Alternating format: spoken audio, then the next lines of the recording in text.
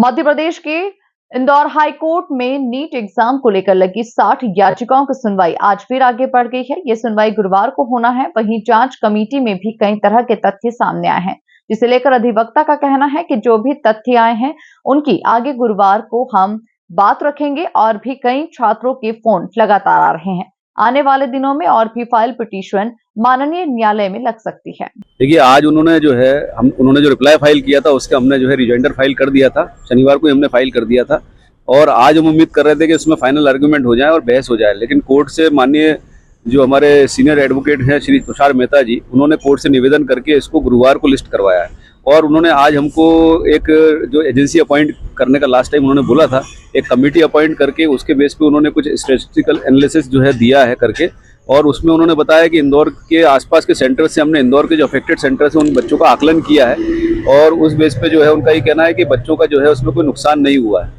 तो हम चाह रहे थे कि हम अपना पक्ष उसमें रखें आज, लेकिन आज क्योंकि उन्होंने टाइम दिया तुषार मेहता जी ने, तो इसको जो है गुरुवार के दिन उस सुनवाई के लिए रखा। भैया इसी तरह का कोई पक्ष रखा आपने कि साहब इसमें सब कुछ आज सुनवाई हुई नहीं पाई। असल में समय ले उन्होंने जो है 2:30 बजे हमको पहले समय दिया गया था, फिर 3:30 बजे हमको समय दिया गया था। और मीनवाइल जो है तुषार मेहता जी अपीयर हुए, उन्होंने कोई अर्जेंसी बताई होगी क्योंकि ऑनलाइन अपीयर हुए थे, तो I was not there actually. और जब मैं पहुंचा साहब से मैंने निवेदन भी किया कि सर इसको जो है इसमें फाइनल आर्गुमेंट्स वगैरह जो है उसमें कर लें, क्योंकि ऑलरेडी जो है सब इसमें रिप्लाई वगैरह रिजाइंडर वगैरह आ चुके हैं। तो साहब ने निवेदन किया कि इसको जो है गुरुवार को हमने लिस्ट किया, तो गुरुवार को करने का बोला गया। छात्र इसमें इफेक्टेड बताए गए, कुछ बताया इनका पहले इनका जो जवाब आया था उसमें उन्होंने 24 सेंटर बताए थे और अब इन्होंने 18 सेंटर बताया। तो ये खुद ही इनके जो डेटा आ रहे हैं वो कॉन्फ्लिक्टेड आ रहे हैं और सभी चीज़ों में एडमिट कर रहे हैं कि लाइट जो है वहाँ पे नहीं थी और बच्चों जो है बच्चे अफेक्टेड हुए, क्योंकि अफेक्टेड सेंटर्स ही बोला जा रहा है उनको। और नेचुरली बच्चे जिस सेंटर पर लाइट नहीं थी वहाँ पे उनकी परफॉर्मेंस डाउन हुई है।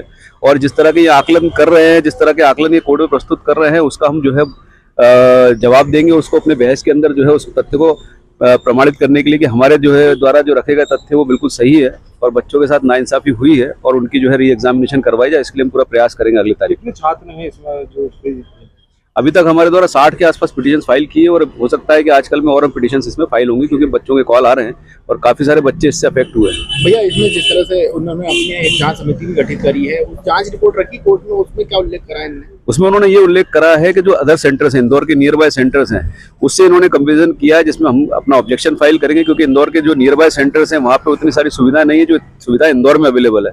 यहाँ का बच्चा जो पिटिशनर बन के यहाँ पे याचिका दायर कर रहा है वो आउटस्टैंडिंग परफॉर्मेंस है उसकी और वो स्कोरर है।